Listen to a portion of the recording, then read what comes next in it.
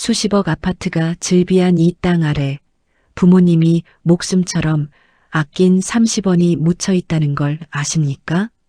부동산 유리창마다 붙은 붉은 글씨들. 사람들은 이곳을 부의 상징이라 부르지만 제 손엔 지금 50년 전 뻘밭에 흙이 묻은 낡은 장화가 들려 있습니다. 부모님이 떠나시고 발견한 낡은 통장. 거기엔 버스 안 타고 아낀 돈 30원이 연필로 빼곡했습니다. 그 30원을 모아 자식을 대학에 보낸 부모님의 비밀을 알았을 때 저는 강남 한복판에서 무너지고 말았습니다. 테헤란로의 유리 빌딩들이 오후의 햇살을 받아 눈부시게 빛나던 어느 날 오후였습니다. 지하철 2호선 강남역을 빠져나와 사방을 둘러보면 사람들은 저마다 어딘가로 빠르게 걸어갑니다. 명품 가방이 어깨에서 출렁이고 수십 층짜리 건물 유리창에는 하늘이 반사되어 일렁입니다. 부동산 중개업소 창문마다 금매, 역세권, 수십억이라는 숫자들이 붉은 글씨로 가득합니다. 이곳이 한때 배추밭이었다고 말하면 사람들은 비웃습니다. 설마라고 합니다. 그러나 그것은 사실이었습니다. 부모님이 떠나신 지 새해가 지났습니다. 오래된 아파트 창고를 정리하던 중 낡고 색이 바랜 고무장화 한 켤레를 발견한 것은 그 무렵이었습니다. 밑창은 닳고 닳아 종이장처럼 얇아져 있었습니다. 구분 부분에는 아직도 흙이 눌어붙어 있었습니다. 반세기 가까운 시간이 지났는데도 그 흙은 장화에서 떨어지지 않았습니다. 마치 그 땅이, 그 시절이 이 장화를 붙들고 영영 놓아주지 않는 것만 같았습니다. 장화를 들고 한참을 서 있었습니다. 어머니는 이 장화를 신고 무릎까지 빠지는 뻘밭을 걸었습니다. 아버지는 이 장화를 신고 새벽 4시에 배추 상자를 날랐습니다. 손자들이 방학에 놀러 오면 어머니는 이 장화를 창고 구석에 조용히 밀어 넣으셨습니다. 아무 말씀도 하지 않으셨습니다. 묻지 않으면 말하지 않으셨습니다. 그리고 나는 끝내 묻지 않았습니다. 그때는 몰랐습니다. 창고 구석에 밀려나 있던 그 장화가 사실은 이 가족의 가장 찬란한 역사였다는 것을, 아무도 기념하지 않고 아무도 기억하려 하지 않았지만 그 장화만은 묵묵히 그 시절을 담아두고 있었다는 것을, 화려한 강남의 빌딩들 사이에서 아무도 기억하지 않는 그 뻘밭의 냄새를 낡은 장화 한 켤레가 혼자서 기억하고 있었습니다. 유리와 철골로 뒤덮인 땅 아래 어딘가에 아버지의 땀과 어머니의 눈물이 아직 스며 있을 것이라는 생각이 뒤늦게 밀려왔습니다.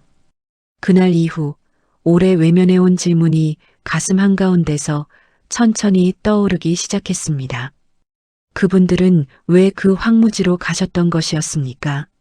아무도 가지 않으려던 그 뻘밭에서 도대체 무엇을 심으셨던 것이었습니까? 그리고 나는 왜 그토록 오랫동안 그 답을 외면해 왔던 것이었습니까? 강남역 스크린도어에 비친 내 얼굴이 한없이 낯설게 느껴졌습니다. 그런데 부모님은 왜 하필 그 뻘밭을 선택하셨던 것이었습니까? 모두가 손사래를 치던 그 황무지로 이삿짐을 꾸리던 그날 아침, 아버지의 얼굴에는 어떤 표정이 담겨 있었습니다. 1975년의 강남은 지금 우리가 아는 그 강남이 아니었습니다. 당시 서울시가 공식 명칭으로 쓰던 지명은 영동지구였습니다. 영등포의 동쪽, 한강 이남의 이 드넓은 땅은 행정구역상으로는 분명 서울이었지만 그 실체는 경기도 어딘가의 깊은 농촌과 다르지 않았습니다. 농가 밭이 끝없이 이어졌고 비가 오면 길이 사라졌습니다. 아니, 길이 사라진다는 표현도 정확하지 않았습니다. 애초에 길다운 길이 없었다는 것이 더 맞는 표현이었습니다. 당시 이 지역 주민들 사이에는 이런 말이 떠돌았습니다. 강남 처녀는 장화 없이는 시집도 못 간다. 우스갯소리처럼 전해졌지만 이 짧은 말 속에는 그 땅의 실상이 고스란히 담겨 있었습니다. 비가 조금만 내려도 무릎까지 빠지는 뻘밭이 집 앞에 펼쳐졌고 고무장화 없이는 단 한 걸음도 앞으로 나아갈 수 없었습니다. 신발이 뻘에 빨려 들어가면 신발재로 발이 묻혔고 그것을 힘으로 끌어당기다가 장화 없는 발이 맨 땅에 그대로 꽂히는 일이 예사였습니다. 지금의 강남구청 일대, 압구정동 현대아파트 자리, 그리고 테헤란로가 곧게 뻗어 있는 그 땅은 모두 배추밭이었습니다. 도곡동과 역삼동 일대는 벼가 자라는 논이었고 개포동 쪽으로는 갈대밭이 바람에 흔들렸습니다. 논두렁 옆으로 오리들이 줄지어 걸었고 새벽이면 개구리 울음소리가 사방에서 터져 나왔습니다. 냄새도 있었습니다. 배추 절이는 냄새, 거름 냄새, 흙 냄새가 뒤섞인 그 냄새는 지금의 강남 어디에서도 맡을 수 없는 것이었습니다. 정부가 강남 개발을 본격화한 것은 1970년대 초였습니다. 경부고속도로가 1970년에 개통되었고 강남 토지구획 정리 사업이 단계적으로 시행되었습니다. 그러나 행정의 속도와 현실의 속도는 달랐습니다. 지도 위에서는 도로가 반듯하게 그려졌지만 그 도로가 실제로 포장되기까지는 몇 년이 더 걸렸습니다. 그 사이의 시간 동안 주민들은 뻘밭을 걸었습니다. 버스는 하루에 몇 번 오지 않았고 가끔은 아예 오지 않는 날도 있었습니다. 배추는 이 땅의 주인이었습니다. 서울 사람들의 밥상에 오르는 배추의 상당량이 이 영동지구에서 자랐습니다. 배추 농사는 고된 일이었습니다. 이른 봄에 밭을 갈고 씨앗을 심고 한여름 땡볕에 벌레를 잡고 가을이 되면 수확해서 트럭에 실어 새벽 시장으로 날랐습니다. 허리가 성한 날이 없었고 손이 성한 날이 없었습니다. 그 뻘밭 위에 부모님은 짐을 풀었습니다. 아무도 오지 않으려던 그 땅으로 두 분은 이삿짐 보따리를 이고 들어오셨습니다. 그 고단한 뻘밭 생활이 그래도 견딜만 했던 것은 아직 자식들이 어렸기 때문이었습니다. 하지만 자식이 자라면서 그 뻘밭은 부모님에게 자랑스러운 삶의 터전이 아닌 다른 무언가가 되어가기 시작했습니다. 왜냐하면 자식이 그 땅을 부끄러워하기 시작했기 때문이었습니다. 중학교에 올라가던 해부터였습니다. 학교에서 집이 어디냐는 질문을 받을 때마다 가슴 한구석이 서늘해졌습니다. 강북에서 온 친구들은 종로, 마포, 성북이라고 당당하게 말했습니다. 그러나 나는 잠시 망설였습니다. 영동이라는 말을 입 밖에 꺼내는 것이 그 시절의 나에게는 작은 수치처럼 느껴졌습니다. 배추밭 옆에 산다는 것, 소달구지 소리를 들으며 잠든다는 것, 비가 오면 장화를 신고 등교한다는 것, 그것이 부끄러웠습니다. 14살의 나는 그것이 부끄럽다는 사실 자체가 얼마나 못난 일인지를 그때는 알지 못했습니다. 친구를 집에 데려온 적이 없었습니다. 생일이 되어도 방학이 되어도 친구들을 집으로 부르지 않았습니다. 어머니가 배추를 절이는 냄새가 옷에 배어 있을까봐 아침마다 교복을 한 번 더 털었습니다. 아버지가 장화를 신은 채 대문 밖을 서성이는 모습을 친구가 볼까봐 하교 시간이 되면 골목 어귀에서 먼저 집 앞을 살폈습니다. 한 번은 이런 일이 있었습니다. 학교 소풍날 친구들이 3, 4, 5 모여 각자의 집 이야기를 하고 있었습니다. 누군가가 너희 아버지 뭐 하시냐고 물었습니다. 나는 잠깐 멈추었다가 이렇게 대답했습니다. 사업하셔. 배추 농사와 공사판 잡이를 전전하시던 아버지를 나는 그날 사업가로 만들었습니다. 그 말을 뱉는 순간 혀끝이 뜨거웠습니다. 부끄러움인지 죄스러움인지 그때의 나는 구분하지 못했습니다. 어머니는 그 사실을 알고 계셨습니다. 어느 날 저녁 상을 물리고 난 뒤 어머니가 조용히 말씀하셨습니다. 친구들 데려와. 엄마가 맛있는 거 해줄게. 나는 괜찮다고 친구들이 다 바쁘다고 둘러댔습니다. 어머니는 더 말씀하지 않으셨습니다. 그냥 일어나셔서 부엌으로 들어가셨습니다. 그 뒷모습이 지금도 눈에 선합니다. 어머니는 알고 계셨던 것이었습니다. 자식이 이 뻘밭을, 이 장화를, 이 배추 냄새를 부끄러워한다는 것을. 그러나 한 번도 서운하다고 말씀하지 않으셨습니다. 한 번도 이 땅이 얼마나 귀한 땅인지 아느냐고 말씀하지 않으셨습니다. 그저 더 열심히 밭을 가셨습니다. 그저 더 꼼꼼하게 가계부를 쓰셨습니다. 자식의 부끄러움을 아시면서도 부모님은 그 뻘밭에서 한 발짝도 물러서지 않으셨습니다. 그것이 얼마나 단단한 사랑이었는지를 나는 그때 알지 못했습니다. 그 시절 내가 외면했던 것이 있었습니다. 나는 아버지의 얼굴을 제대로 본 적이 없었습니다. 항상 뒷모습만 보았습니다. 새벽에 나가시는 뒷모습, 무거운 배추 상자를 지고 걷는 뒷모습, 그리고 자식이 외면할 때에도 아무 말 없이 소달구지를 끌던 그 구분 등. 아버지는 왜 단 한 번도 돌아보지 않으셨던 것이었습니까? 아버지의 하루는 새벽 4시에 시작되었습니다. 알람 소리는 없었습니다. 오래 몸에 밴 시간이 아버지를 깨웠습니다. 아직 사방이 어둑한 시간, 아버지는 조용히 일어나 세수를 하셨습니다. 물소리를 최대한 작게 내셨습니다. 자식들이 깰까 봐서였습니다. 그 배려가, 그 작은 조심스러움이 이미 그 자체로 하나의 사랑이었습니다. 마당에는 소달구지가 있었습니다. 황소 한 마리가 그 달구지를 끌었고 아버지는 그 소의 고삐를 잡으셨습니다. 가을 수확기가 되면 달구지 위에는 배추 상자들이 높이 쌓였습니다. 새벽길을 달구지가 천천히 나아갔습니다. 소의 목에 달린 방울이 흔들렸습니다. 딸랑딸랑. 그 소리가 뻘밭 새벽 공기 속으로 퍼져나갔습니다. 나는 그 소리를 들으며 이불 속에서 뒤척이다 다시 잠이 들었습니다. 아버지의 등은 일찍부터 굽기 시작했습니다.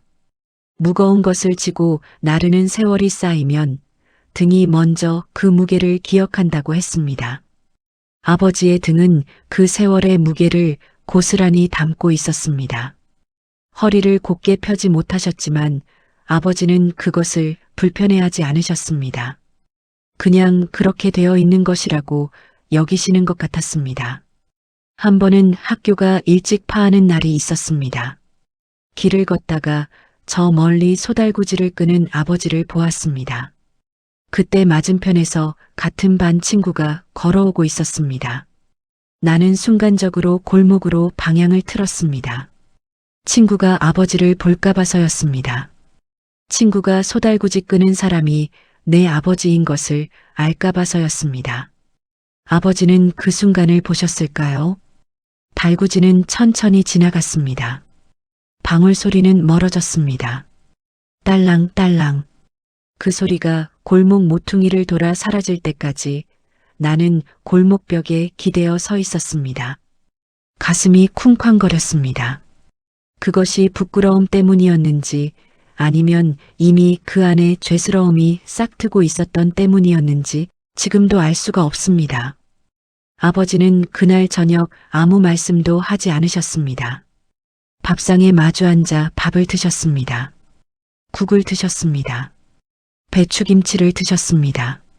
그 배추가 당신이 새벽 4시에 일어나 수확한 배추였습니다. 당신의 굽은 등이 날라온 배추였습니다. 당신의 소달구지 방울소리가 싫어온 배추였습니다. 그러나 식탁에서 아버지는 그것을 단 한마디도 말씀하지 않으셨습니다. 침묵이 아버지의 언어였습니다. 그 침묵 속에 모든 것이 담겨 있었습니다. 서운함도 사랑도 다음 날 새벽 다시 일어날 결심도 그 모든 것이 아버지의 침묵 안에 조용히 접혀 있었습니다. 나는 그 침묵을 끝내 읽지 못했습니다. 읽으려 하지 않았습니다. 그리고 세월이 흘러 아버지의 목소리를 다시는 들을 수 없게 된 뒤에야 나는 그 침묵이 얼마나 깊은 것이었는지를 비로소 알게 되었습니다.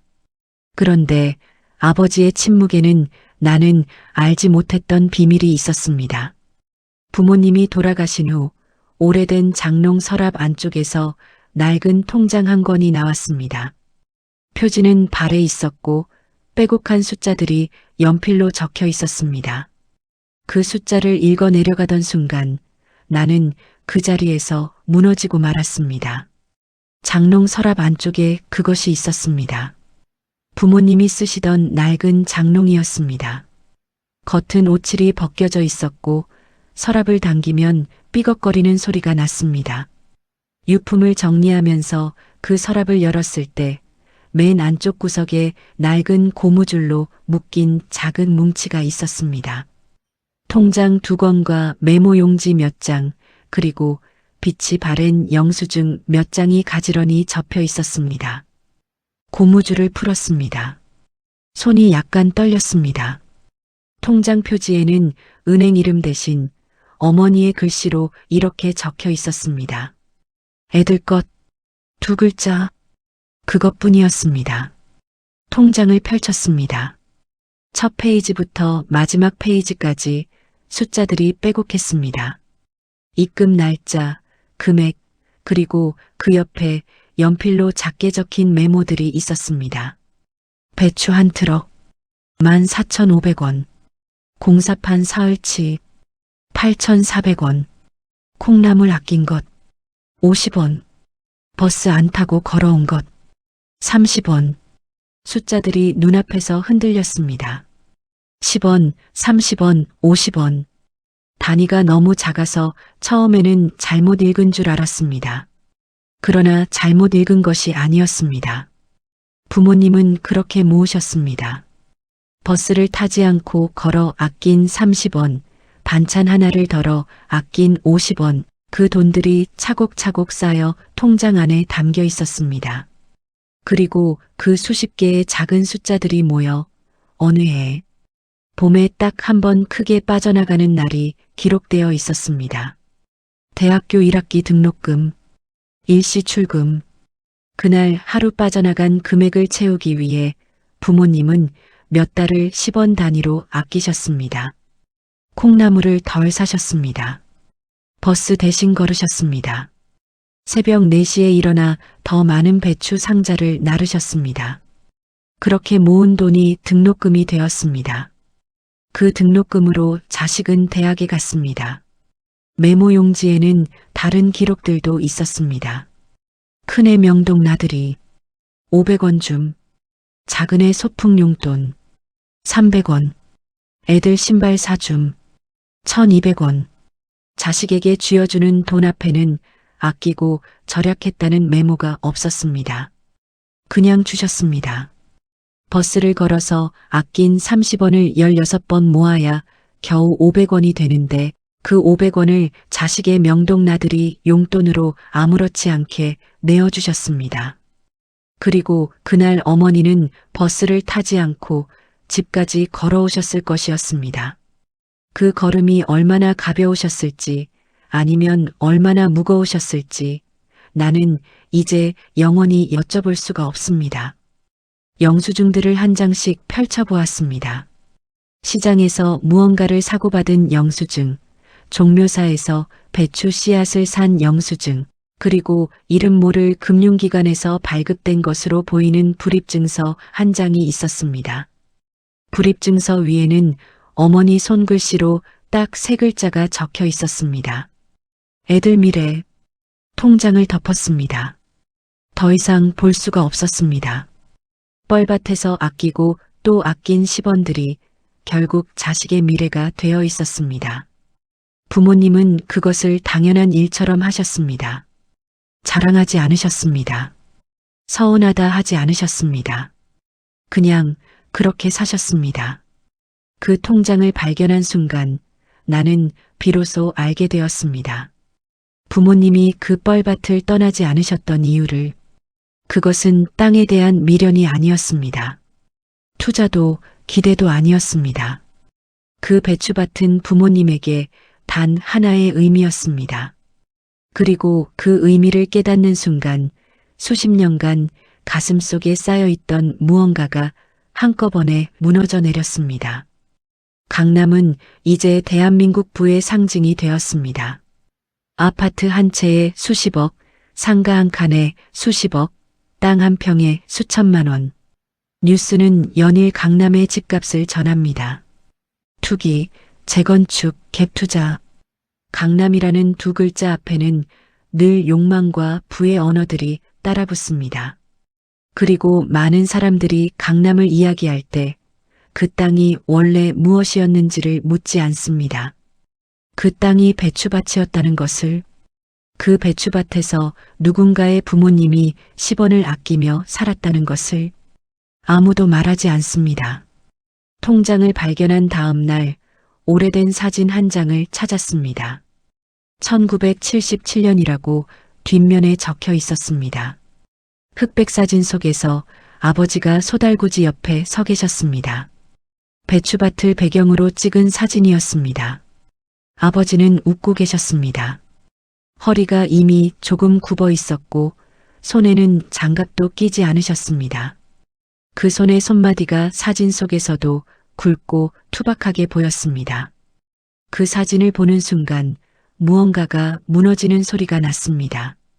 가슴 안쪽 어딘가에서 오래 쌓아두었던 것들이 한꺼번에 와르르 내려앉는 소리였습니다. 소리 없는 소리였지만 그것은 분명하게 들렸습니다. 그리고 그 소리와 함께 지금껏 외면해왔던 장면들이 한꺼번에 밀려들었습니다. 골목으로 방향을 틀던 그날의 내 발걸음이, 친구에게 아버지를 사업가라고 속이던 그날의 내 혀가, 창고 구석의 장화를 못 본 척하던 수십 년의 내 눈길이, 그것들이 모두 한꺼번에 가슴 위로 쏟아졌습니다. 부모님은 그 땅에서 돈을 번 것이 아니었습니다. 그 땅에서 자식을 키운 것이었습니다.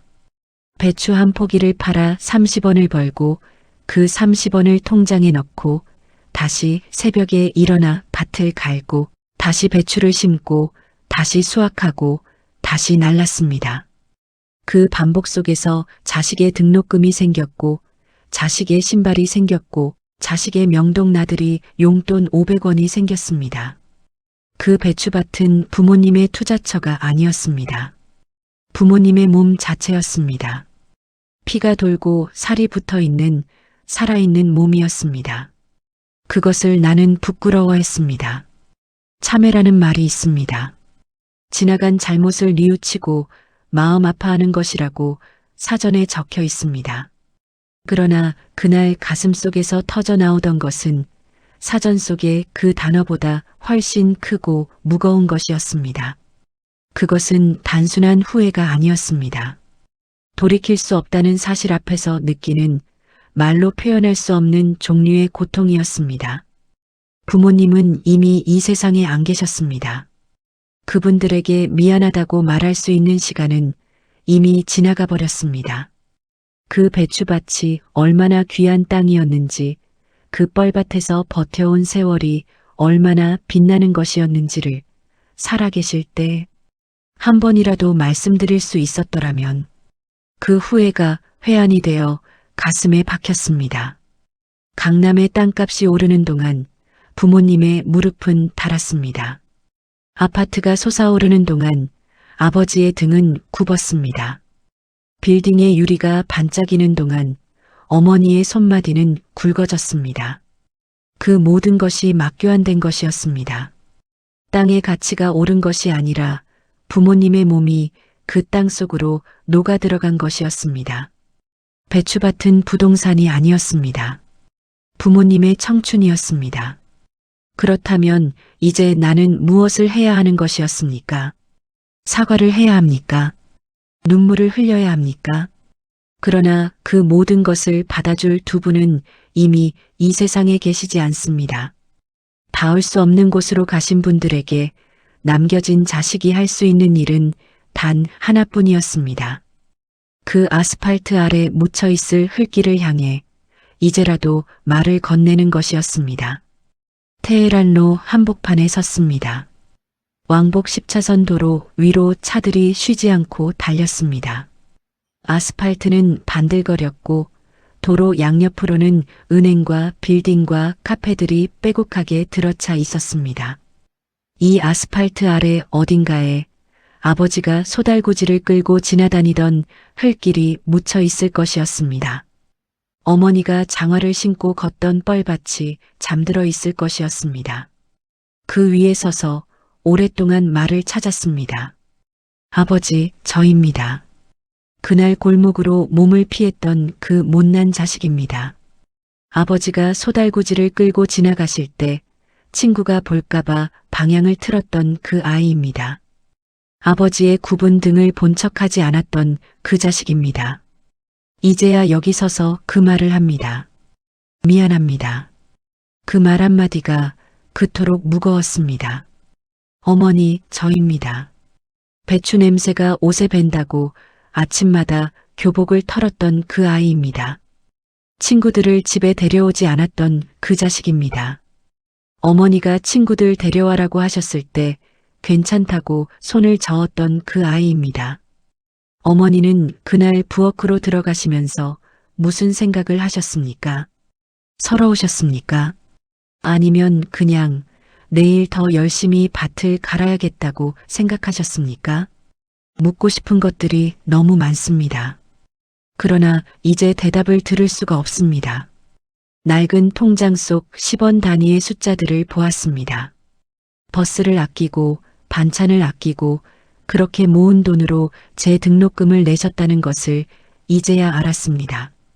그 돈을 모으실 때 어떤 마음이셨습니까? 힘드셨습니까? 아니면 그것조차 기쁘셨습니까?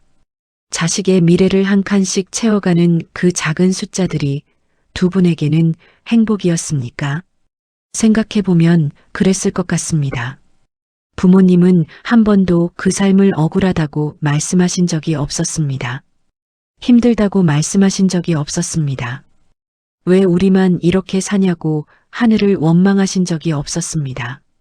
뻘밭에서 무릎이 빠지는 날에도 공사판에서 몸이 부서지는 날에도 두 분은 밥을 차리셨습니다. 아이들 밥을 먼저 차리셨습니다. 그것이 두 분의 하루였습니다. 그것이 두 분의 전부였습니다. 그 배추밭 위에 이제는 아무것도 남아있지 않습니다. 흙은 아스팔트 아래 묻혔습니다.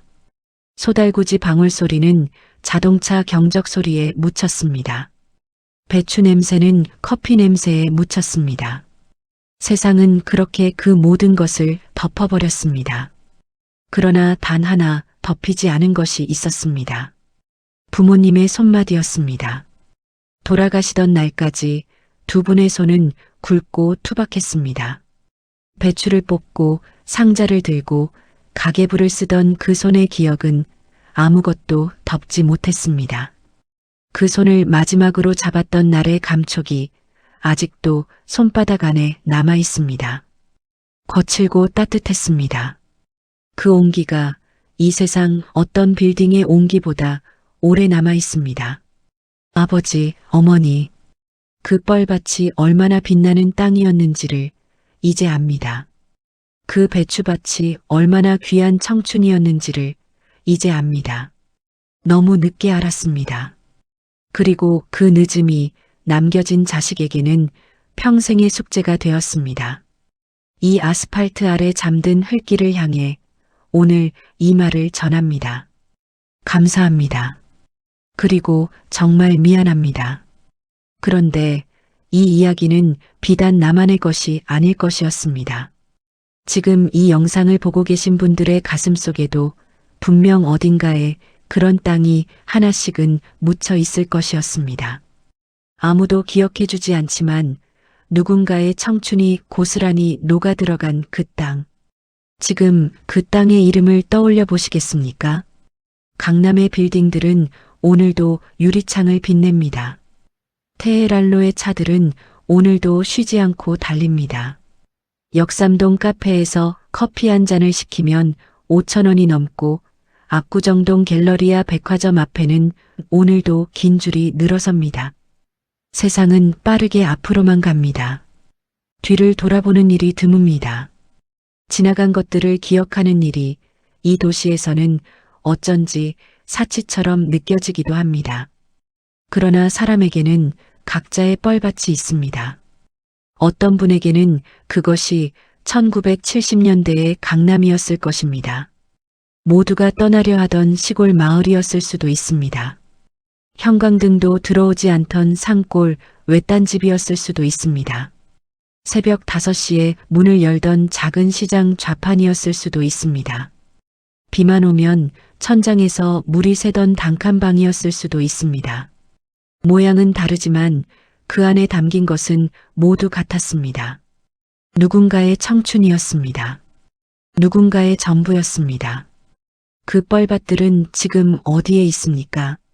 어떤 곳은 빌딩이 되었고, 어떤 곳은 도로가 되었고, 어떤 곳은 그냥 아무것도 아닌 땅으로 남아있을 것입니다. 그러나 그 땅 위에서 새벽을 맞이하고 땀을 흘리고 자식의 이름을 불렀던 그 시간들은 어디로도 가지 않았습니다. 그 시간들은 살아남은 자식들의 가슴 속에 아직도 잠들지 않은 채 남아 있습니다. 부모님의 장화를 다시 창고에 넣지 않았습니다. 방 안 선반 위에 올려두었습니다. 닳고 헤어진 밑창이 보이도록, 아직도 흙이 붙어 있는 굽이 보이도록, 그 장화가 거기 있는 한 그 뻘밭은 아직 사라지지 않은 것이었습니다. 그 새벽 4시의 방울 소리는 아직 울리고 있는 것이었습니다. 10원을 아끼고 500원을 쥐어주시던 그 손은 아직 따뜻한 것이었습니다. 기억한다는 것은 그런 것이었습니다. 화려한 것을 기억하는 일은 어렵지 않습니다. 그러나 아무도 기억해주지 않는 것을, 아무도 알아주지 않는 것을 마음속에 간직하는 일, 그것이 남겨진 자식이 할 수 있는 가장 늦은 효도였습니다. 가장 작은 것이었지만 이제 할 수 있는 것 중에서는 가장 큰 것이었습니다. 오늘 이 영상을 끝까지 보아주신 여러분께 마지막으로 한 가지를 여쭙고 싶었습니다. 여러분의 가슴 속에도 그런 땅이 있을 것이었습니다. 부모님이 혹은 여러분 자신이 온몸으로 일궈낸 그 시절의 어떤 장소, 지금은 사라졌거나 변해버렸거나 아무도 알아주지 않는 그 땅, 그곳에서 흘렸던 땀과 참았던 눈물과 그럼에도 포기하지 않았던 하루하루, 그 땅의 이름이 무엇이었습니까? 댓글로 남겨주십시오. 강남의 배추밭이 이 영상 안에서 다시 살아났듯 여러분의 뻘밭도 그 이름을 불러주는 것만으로 다시 숨을 쉬게 될 것이었습니다. 기억은 혼자 간직할 때보다 함께 나눌 때 더 오래 살아남는 법이었습니다. 부모님의 배추밭은 이제 아스팔트 아래 잠들어 있습니다. 그러나 그 위에서 굽은 등으로 소달구지를 끌던 아버지는 이 영상이 재생되는 동안만큼은 다시 그 길을 걷고 있었습니다. 딸랑딸랑 방울 소리가 들렸습니다. 뻘밭 새벽 공기 속으로 그 소리가 퍼져나갔습니다. 그 소리를 기억하는 한 그분들의 청춘은 끝나지 않았습니다.